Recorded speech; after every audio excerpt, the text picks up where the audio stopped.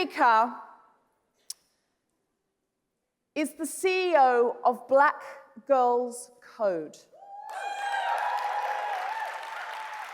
Black Girls Code is preparing the next generation with highly valued skill sets, working to increase diversity and close the gender gap, something that is incredibly dear to my heart. So please join me in welcoming, sincerely and loudly, Kimberly Bryant.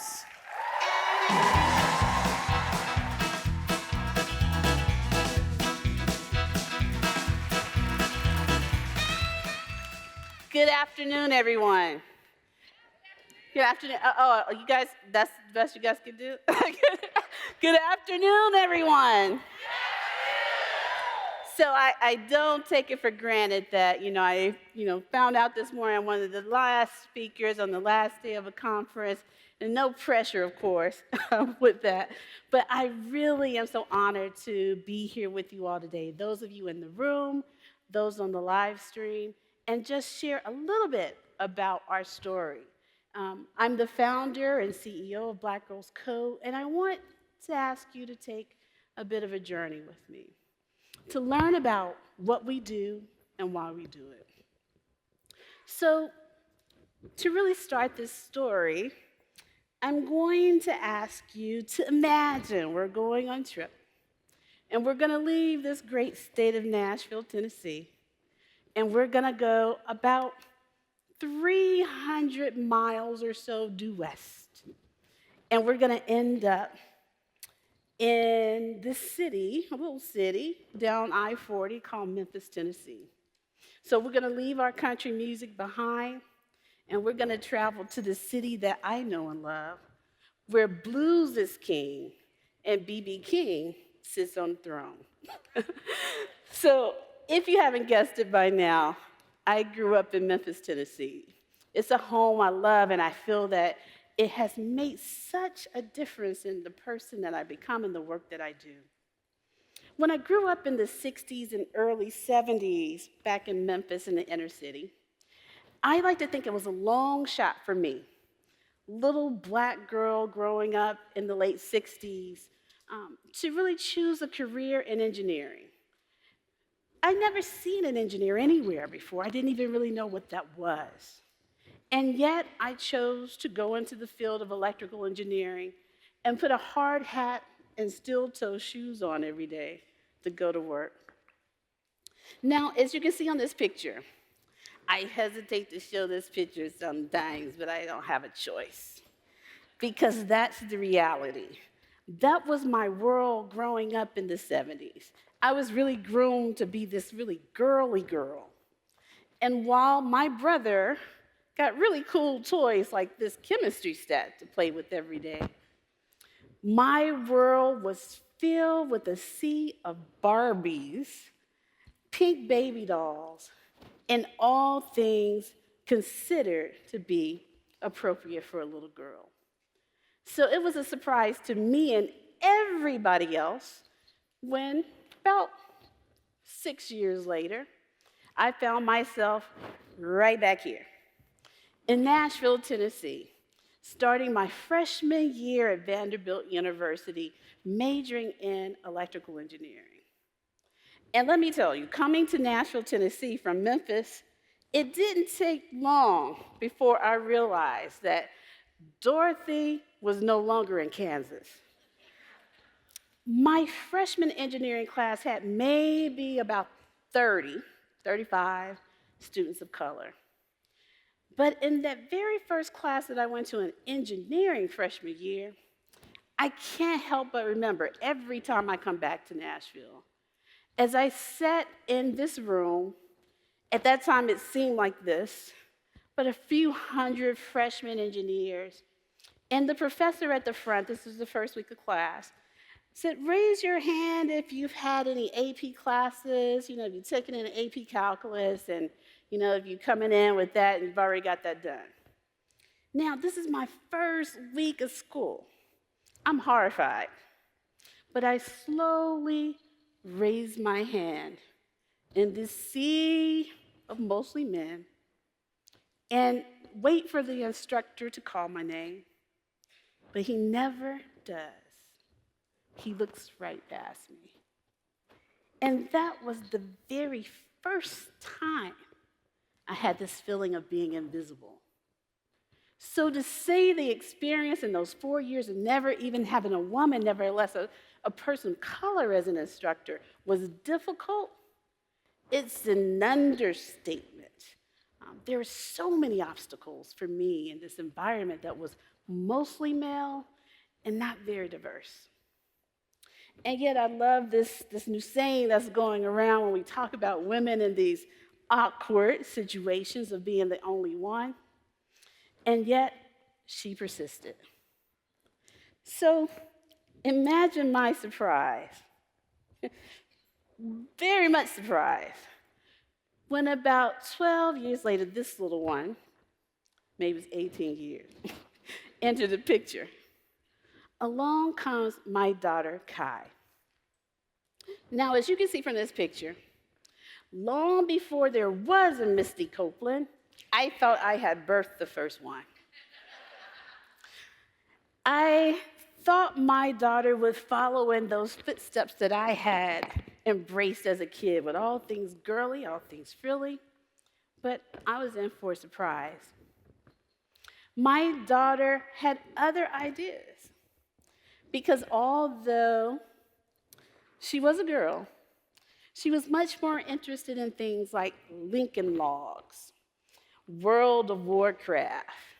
She spent all of her time on these little Nintendo things, I don't know if you guys even remember, called Game Boys, and little cartridges that got to buy all these games. It was insane. She wanted nothing to do with those things called dolls, and other than maybe playing with a Teletubby or two, and really when I think about it, that's kind of electric, right? Because his belly like lit up. Maybe that was the draw. She was really what I would call a geeky coder girl and a digital native. So she spent most of her time doing the thing that she loved most, and that was playing video games.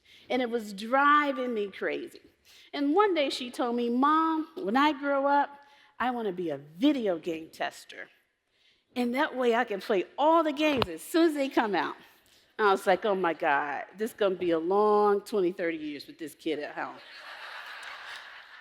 But things changed. So when she was about 10, it was the first opportunity that I had to take her to a summer camp. And I drove down the highway in the Bay Area to drop her off at this summer camp at Stanford University. And from the moment she stepped foot in that classroom, her eyes lit up. And so I left on that Monday, came back on Friday evening, really nervous about, if she enjoyed it. First time away from home, did she have a good time? And I was welcome at the door with her running down the steps at the end of that Friday evening and telling me excitedly about all the things she learned and all the things that she built. And we went in and we looked at the things that she built through the day. I looked at her game, and we headed home. And so as I'm taking this drive again, down from the Mountain View area, Palo Alto, back up to San Francisco, I asked her, well, how did the camp go that week? What did you learn and how was it? And she said, oh, Mom, it was fantastic. I learned how to build all these games, and now I don't want to be a video game tester anymore. I want to be a computer game developer. I was like, yes, I might get this kid out of my house after all. And as we sat, and I was driving, and I listened to her talk about all that she learned and all that she built, one thing came into conversation I wasn't expecting. And she said this. She said, Mom, even though this class is great, one thing, the instructors really didn't pay that much attention to the girls in the room. And, they didn't come over that much, and I wanted to share all that, but they really kind of ignored us and just focused on the boys. And at that moment in traffic, I wanted to stop the car, I wanted to pull over, I wanted to break down. Because I remember the same experience being in that freshman year engineering class at Vanderbilt and raising my hand and having the instructor not even notice. I mean, it was a turning point for me. Like, seriously, that was my turning point.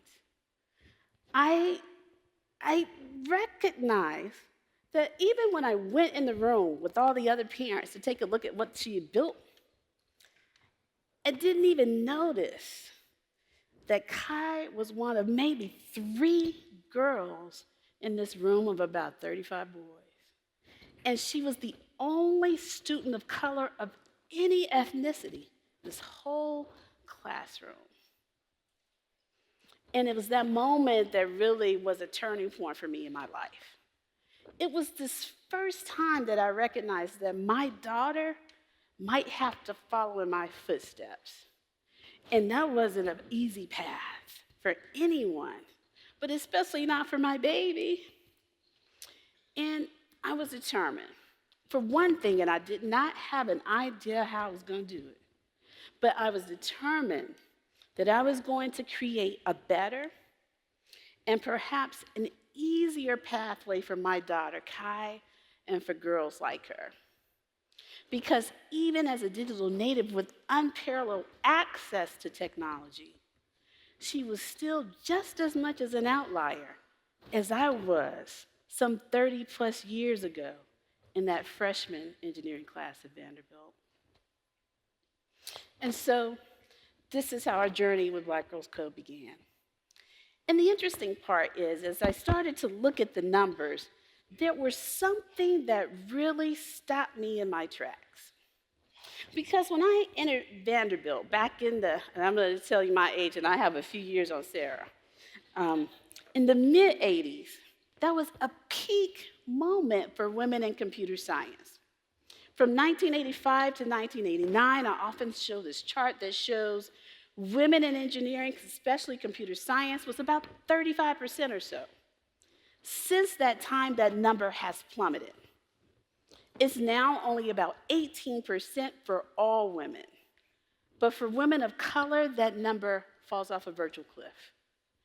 African American women receive only about 3% of the bachelor's degrees in computer science, and Latinas receive less than 1%. Now, as we started to dig into these numbers and look at the data when we were first starting to put the seeds together around Black Girls Code, people told us, well, oh yeah, girls are really not interested in gaming. Now, I already told you, I knew that was a lie. Then they said, well, they're not really interested in computer science, and they're not really tech savvy, and they're really not interested in this stuff. But the data proved differently. So when you look at a poll of all middle school girls, up to middle school, over 50% of them say they are interested in computer science. But an interesting thing happens in that period from middle school to high school. By the time they are seniors, less than 2% of girls overall still maintain that same interest in computer science. So it was clear to us that something was happening between those critical ages of middle school, 10, 12, and by the time those girls got to high school. So I want to take a little bit of time with this chart and go over what the data speaks to, what it means when girls are no longer in the STEM pipeline by the time they get to the senior year. So in 2015, there were 500,000 new computing jobs available across the US, but only about 40,000 CS grads to fill them. When you look at African Americans that are receiving engineering degrees in general from college, African Americans receive about 4% awarded in 2015. That's down from 5% in 2006. So, opposite trajectory. When we look at the number of engineering degrees awarded to African Americans, 26% of those went to women. Yet this is despite the fact that women, especially African American women, outnumber men 2-to-1 in college. But we're only getting about 26% of those degrees. Now, since most of you, this is LinkedIn Talent Connect, so I know you probably already have seen these reports from all of the tech companies that we know and love. So what does this mean in the workplace? So in the workplace, Black women are only about 2% in STEM overall. It's less than 1 to 3 in most tech companies, all of the big ones down to the small ones. So these numbers and this data is what drove our focus and our vision and mission in creating an organization, not just to teach these girls to code, to create a robust pipeline of these girls who could become the leaders and the innovators of tomorrow. Our vision with Black Girls Code is really to encourage our students to embrace the current tech marketplace and expose them to opportunities to not only fill the 1.4 million computing jobs that will be in existence by 2020, but to create them. Now, our programs really are wide-ranging. We teach everything from web design to robotics to mobile app development, of course, game design. I couldn't leave that one out with Kai, and also virtual reality. But we truly try to introduce our girls to all that the industry has to offer and let her navigate her path where her interests and her passions are most robust. Now, when we started this organization back in 2011, we were one of the few with a singular and pointed focus on teaching girls from underrepresented communities to code. There are many organizations today, 6 years later, that teach kids to code. And of course, we've all heard the phrases CS for all. But we remain dedicated to making sure these girls, the ones that are often left behind, have access and exposure and the ability to really thrive in this industry. So when we say what our vision is, when we started out in 2011, it was a small basement in Bayview Hunters Point with only about 6 students, including my daughter Kai, that really didn't have a choice but to show up. But since that time, our vision has grown. Our goal is to train 1 million girls of color to code by the year 2040 and to become the de facto Girl Scouts of technology.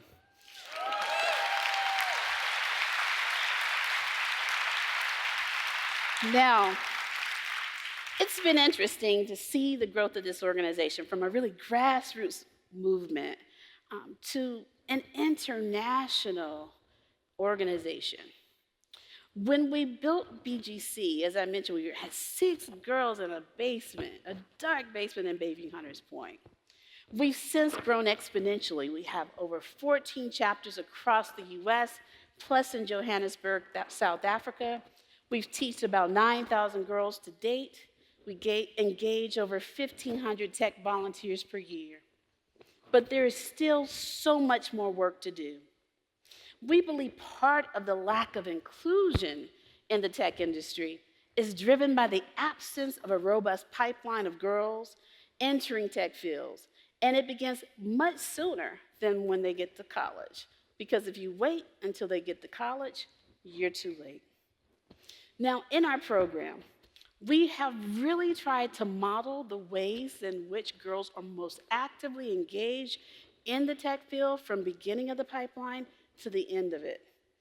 Google did a study in 2014 called Women Who Choose CS. And they identified 4 key influencing factors for whether or not young women would decide to pursue a degree in CS. Our programs are really built around these 4 key factors, and we ensure that they are engaged in each and every workshop that we do in some way to really make sure our girls not only enter the program, but they stay in it. The very first key factor that Google identified was social encouragement. And this really evidences itself as positive reinforcement from their peers, the family, and their mentors.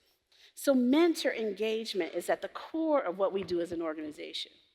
This picture here is from a recent hackathon we literally just finished up in the Bay Area about 2 weeks ago, with about 100 girls and about as many mentors. Now, one of the things that I love most, especially about our programs in the Bay Area, is that our volunteers come from all over the industry, from companies such as LinkedIn, from Facebook, from Twitter, from Pandora. They are not just women, they are men, all ethnicities. And a beautiful thing happens in the course of these classes. So, of course, we are teaching the students. That's our primary mission. But it also allows the tech instructors to touch a little bit of the impact in creating a better world. I was really moved in listening to some of the stories from the mentors that came out to this workshop 2 weeks ago. This one mentor, a white male CS engineer, came in and he said, we're in the second day of a 2.5-day hackathon.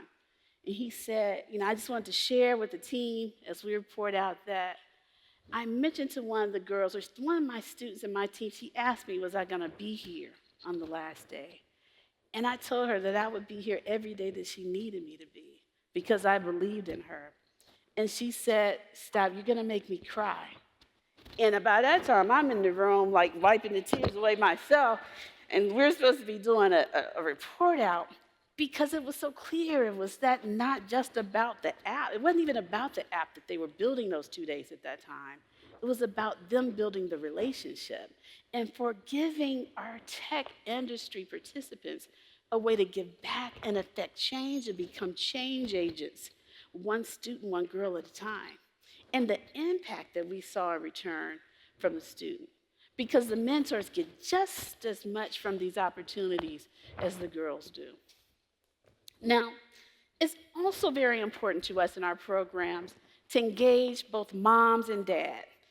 The Google report shows that having that familiar support around these goals and really going into this tech career is extremely important, especially for girls of color. So not only do we teach our girls how to code, in some of our classes we also teach the parents. As you can see in this is one of our parent-daughter workshops in New York. In this particular case, parent engagement goes beyond just a parent sitting beside their daughter and providing a little piece of advice or encouragement to keep going. I'm reminded in this instance of one particular family, single mom, Wilda, who's a rental agent, and her daughter that she's raising alone, Rebecca. Now, they started with Black Girls Code back in 2012. And not only would Wilda bring Rebecca to all the classes, all the events, because she had identified this passion that her daughter had, and this was an opportunity for her to feed it.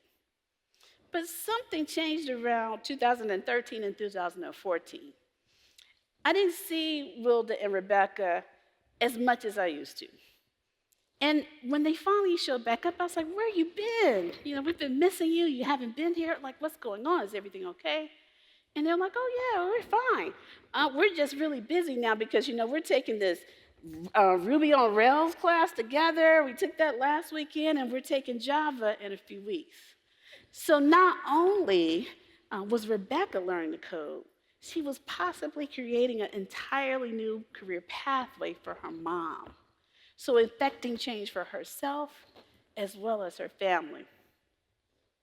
And then lastly, peer support. It is vitally important that these girls see and identify a community of their peers with similar interests, similar passions, similar career focus. This gives them a space that they may rarely receive in school. And so I had a conversation yesterday with one of my colleagues, and she mentioned, classes, we try to create classes that, mimic what the classroom of the 21st century will look like. And that sat with me for a moment. And then when I thought about it, I recognized that I wasn't trying to recreate the classroom. Because in most classrooms, not all, but many classrooms, girls of color, and particularly Black girls, are demoralized. Black girls are dehumanized. Black girls are criminalized. And I'm not trying to replicate that within Black Girls Code.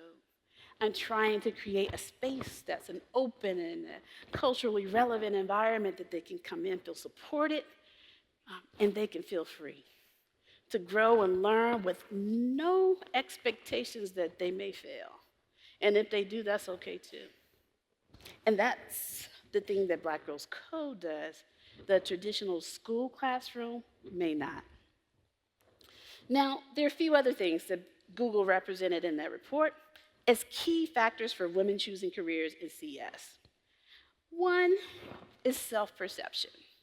So we realized very early within Black Girls Code that a student's self-perception of themselves as a computer scientist was just as important as the lines of code that we were teaching.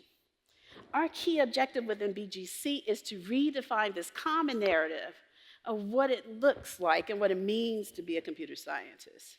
We bring our girls into environments like this. They're at a hackathon where they are not only learning how to figure out how to code and build an app, but they're becoming problem solvers within their own communities. Through these workshops, our girls begin to see themselves, not just as the consumers of the technology, but as creators of it. And eventually, they see themselves as leaders. And this photo is on the end is my mentee, Olivia, who's studying computer science at one of the elite prep schools at upstate New York. Next to her is her mentee. Now, I think that's pretty close to be her mentee, but she is, who's also doing some amazing things still in school in New York and learning to build amazing applications. And on the end, that's our BGC intern from a couple of years ago. And she just graduated from Spelman as a computer science major, is now working at Microsoft. So we see, thank you. So we see this issue of being self-confident, self-perception, having tremendous impact on the girls. And it allows them to pay it forward to the students around them who they are engaging with as near-peer mentors on a daily basis. The third key influencing factor that keeps women in CS is obviously academic exposure. We find that girls need an opportunity to participate in these structured learning opportunities, which of course they receive within Black Girls Code. But studies show that for girls of color, they are grossly underrepresented in most STEM classes within their schools. And they receive most of their exposure to tech and computer science and after-school programs such as Black Girls Code. And they have this uncanny ability to explore, create, and innovate in a safe and supportive environment. Now, this last one is a very, very important and very significant factor for keeping girls in CS, this issue of career perception. So I kind of hesitate to say this phrase and this idiom because it really wrecks my nerve every time I hear someone else say it on stage in a speech, but I'm gonna say it anyway. You can't be what you can't see. Have you heard that before? Now, this is the reason I hate that phrase, because I didn't see any engineers that looked like me when I was coming up, but I still became it. So I'd like to say, you can be what you can't see, but it makes it a lot easier if you know someone else that looks like you who's done it before. And so this career perception piece means that we bring in career professionals, Black and brown career professionals, to speak with our girls so that they interact with them. And they can then demystify this thing called CS.